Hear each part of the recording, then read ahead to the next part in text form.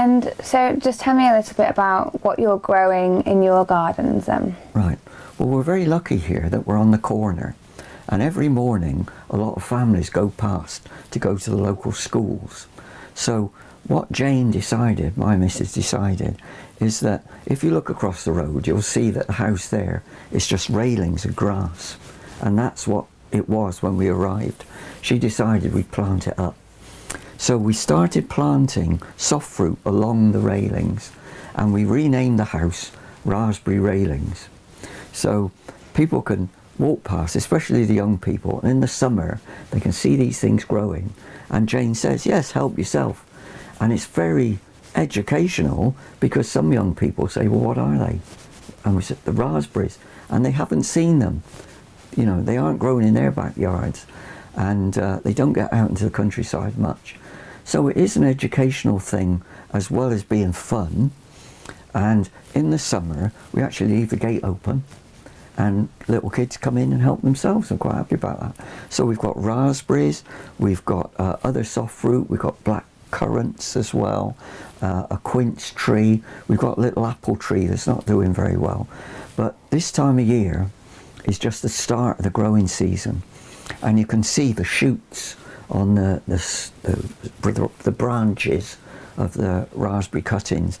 Everything in the autumn, just before Christmas, was cut down. So it's really started to grow up again, and the shoots are coming through, and they're going to turn into fruit, and that's quite an exciting time. And on the other side, this side, we've got an elder tree, and when the flowers come out, we'll be making that into bubbly cordial, elderflower champagne, and then when the berries come, we turn that into a kind of maybe jam, or if you just boil up elderberries, it's a very nutritious thing that you can pop in the freezer, and at a time like Christmas, get some out and put on your desserts, on your puddings, and it's very tasty, fruity fruit for you. And just going back to you chatting about the kids coming through, Yeah. what do you see that there's a bit of an issue there, that, you know, kids do need to be educated more about where the food is coming from? Yeah. Well, I do think it's quite shocking, really, because we've had discussions where we talk to children, because we have a radio show, and we often go out and interview people, record what they say, and put it on the radio. But we were talking to some kids, and we were saying about what's your favourite fruit or vegetable, and they said they like potatoes. And we said, oh, we're growing potatoes. And they just looked at us and said, this one person said to us, oh, I could never eat anything that came out of the ground. And we thought, well, you don't know much then, do you? So they go to the supermarket and they buy the stuff. And then not only they don't know where it comes from, but they don't really know what it is. I mean, we asked another child, what's your favourite vegetable? And they said, oh, I like potatoes. I said, oh, right, okay, what do you like? I like chips. So we said, okay, what's another vegetable? And they said, well, I like mash. We said, well, that's potatoes as well. Really? You know. And then when we go to McDonald's, we have fries. You know, that's different, isn't it? It's all potatoes. And then, it got worse and worse, because then we said to them, well, what about, you know, peas? And they said, no, never eat anything green. What about broccoli? And they said, this one child, I remember, said, no, I don't like broccoli. And I said to him, what don't you like about it? Is it the smell? Is it the texture? What it looks like? And he says, well, I don't know, I've never tasted it. So he'd made up his mind, even though he'd never tried it. And I think that's a real shame, that people are, like you say, they're limiting what they eat to a very few things, fruits or vegetables. Maybe they'll eat an apple, but they don't like oranges, or they won't eat bananas, or they'll eat bananas, but they won't eat oranges. They seem to limit themselves.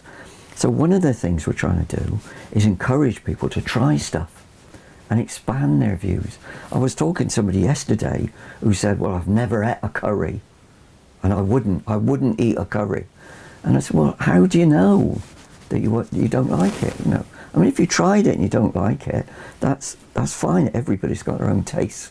but I do think people have to give stuff a try, and also learn a bit about where all these things are coming from. What we'd like, I think, is for people to be more thoughtful. And when you're in the supermarket, you don't just grab something off the shelf. You pick it up, you look at it, you try and see maybe what its ingredients are. That might be educational. And where it's come from.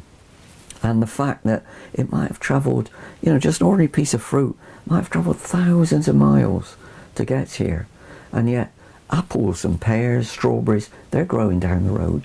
We have got farms in Salford. Salford is an industrial area, a built-up area, but actually the borough, the metropolitan borough of Salford, half of it is green land, and that's trees, that's parks, but farms as well.